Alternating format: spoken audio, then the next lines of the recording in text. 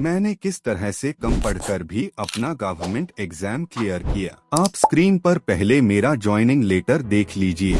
अगर आपको भी कम समय में अपना कोई गवर्नमेंट एग्जाम क्लियर करना है तो आपको स्मार्ट होकर पढ़ना होगा। यह जरूरी नहीं है कि आप सारा ही सिलेबस पढ़े, बल्कि यह जरूरी है कि आपने जितना भी पढ़ा है उसे स्मार्ट तरीके से कैसे याद रखें। मैं 5वीं क्लास से 10वीं क्लास तक एवरेज स्टूडेंट था, परंतु गवर्नमेंट जॉब पाने के लिए मैंने स्मार्ट वर्क किया और अपना एग्जाम क्लियर किया। इस वीडियो में मैं अपना पर्सनल एक्सपीरियंस शेयर कर रहा हूँ। यह वीडियो स्क्रिप्टेड या कहीं से उठाई नहीं गई है।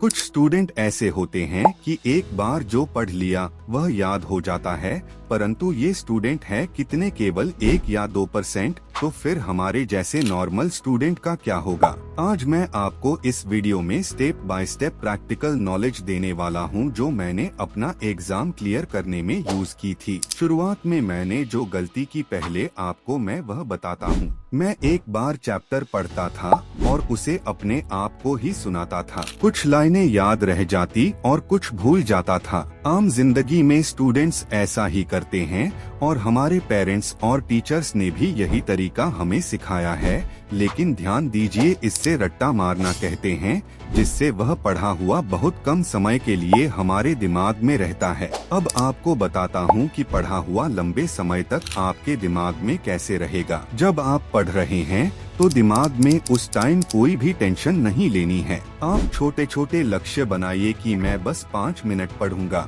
लेकिन उस 5 मिनट में दिमाग में कुछ और नहीं लेकर आऊंगा। उस 5 मिनट आपको इतना खो जाना है कि साइड में कौन खड़ा है, कौन बैठा है, आपको कुछ नहीं पता। 5 मिनट से बढ़ते बढ़ते आप आगे अपने लक्ष्य सेट कीजिए। पहली बार आप पूरे ध्यान से पढ़े और 5 से 10 मिनट के बाद ही अब उसे दोबारा पढ़े। दोबारा पढ़ते टाइम आपको ध्यान रखना है कि पैराग्राफ में जो भी कठिन शब्द आ रहे हैं उनका अर्थ अपनी कॉपी में नोट कर लीजिए।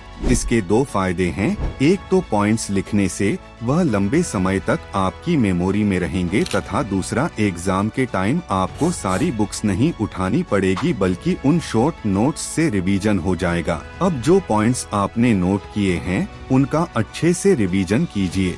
इसके बाद एक इम्पोर्टेंट स्टेप आपको और लेना है। आपने जो भी टॉपिक पढ़ा है उस टॉपिक के अब 4 ऑप्शंस वाले क्वेश्चंस या MCQ सॉल्व करने हैं। कई बार आपने देखा होगा कि आपको आता तो सब कुछ है, लेकिन गवर्नमेंट जॉब का एग्जाम क्लियर नहीं कर पाते हैं। ऐसा क्यों होता है? क्योंकि हमने केवल समरी पढ़ी हुई है, उसके क्वेश्चंस तो हमने सॉल्व किए ही नहीं। स्टूडेंट्स हमेशा नोट्स के पीछे भागते हैं। यहाँ से PDF मिल गई, वहाँ से PDF मिल गई, इस बुक से मैंने पढ़ लिया, उस बुक से मैंने पढ़ लिया, परंतु क्वेश्चंस की प्रैक्टिस की ही नहीं, जो कि सबसे इम्पोर्टेंट काम था। हमें कहीं से पता चल जाए कि एक वो बुक अच्छी है, उसी समय हमें लगता कि बस यही बुक है जो मेरा सिलेक्शन करवा सकती है, लेकिन परिणाम कुछ अलग ही हो जाता है। वह बुक खरीदने के 4-5 दिन के बाद वह बुक मेज पर पड़ी पड़ी धूल चाट रही होती है। कई बार स्टूडेंट ऐसे सोचता है कि बार बार पढ़ने से उसका ज्यादा टाइम खराब हो रहा है, लेकिन ध्यान रखना बच्चे, तैयारी एक दिन में नहीं होती है। अगर आपने एक बार अच्छे से बेस बना लिया तो दूसरे टाइम रिवीजन करने में आपको बहुत कम समय लगेगा। एक और पॉइंट इम्पोर्टेंट है सिलेक्शन लेने के लिए, वह है कंसिस्टेंसी, मीन्स लगातार लगे रहना। हम क्या करते हैं कि जोश जोश में 2 दिन तो पढ़ लेते हैं, फिर सोचते रहते कि कल से स्टार्ट करूंगा, परसों से स्टार्ट करूंगा, ऐसे कल कल करके पूरा महीना बीत जाता है। आप सोच कर देखिए कि अगर मैं कल कल न कर डेली एक टॉपिक भी पढ़ता तो महीने के अंत में मैं 30 टॉपिक पढ़ चुका होता। एक साइकोलॉजिकल फैक्ट है कि यदि आप किसी काम को लगातार 21 दिनों तक करते हो तो उसकी आदत पड़ जाती है और वह एक बड़े रिजल्ट की तरफ लेकर जाती है। कुछ स्टूडेंट ऐसे भी होते हैं कि अभी तो एग्जाम की डेट ही नहीं आई है, तो डेट आने के बाद पढ़ूंगा। अब एग्जाम की डेट एकदम से आ जाती है और आपके पास केवल 1 महीना ही बच जाता है। इस 1 महीने में आप अच्छे से सिलेबस कवर नहीं कर पाए, जिसकी वजह से आपका सिलेक्शन नहीं होता है।